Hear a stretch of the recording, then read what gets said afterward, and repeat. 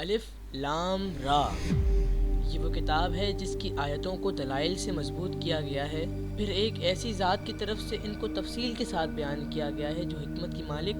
اور ہر بات سے باخبر ہے۔ یہ کتاب پیغمبر کو حکم دیتی ہے کہ وہ لوگوں سے یہ کہیں کہ اللہ کے سوا کسی کی عبادت نہ کرو، میں اس کی طرف سے تمہیں آگاہ کرنے والا اور خوشخبری سنانے والا ہوں، اور یہ ہدایت دیتا ہوں کہ اپنے پروردگار سے گناہوں کی معافی مانگو، پھر اس کی طرف رجوع کرو۔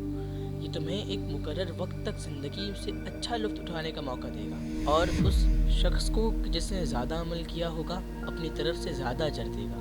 اور اگر تم نے منہ موڑا تو مجھے تم پر ایک بڑے دن کے عذاب کا اندیشہ ہے۔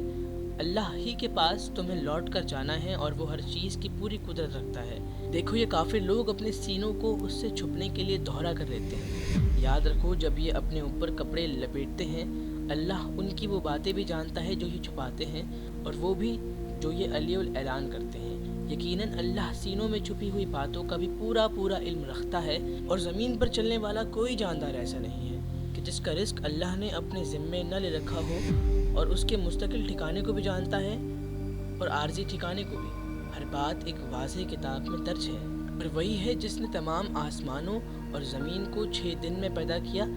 جبکہ اس کا عرش پانی پر تھا، تاکہ تمہیں آزمائے کہ عمل کے اعتبار سے تم میں کون زیادہ اچھا ہے۔ اور اگر تم لوگوں سے یہ کہو کہ تمہیں مرنے کے بعد دوبارہ زندہ کیا جائے گا، تو جن لوگوں نے کفر اپنا لیا ہے وہ یہ کہیں گے کہ یہ کھلے جادو کے سوا اور کچھ نہیں ہے۔ اور اگر ہم ان لوگوں سے کچھ عرصے کے لیے عذاب کو مؤخر کر دیں تو وہ یہی کہتے رہیں گے کہ آخر کس چیز نے اس عذاب کو روک رکھا ہے۔ ارے جس دن وہ عذاب آئے گا تو وہ ان سے ٹلائے نہیں ٹلے گا، اور جس چیز کا یہ مذاق اڑا رہے ہیں وہ ان کو چاروں طرف سے گھیر لے گی۔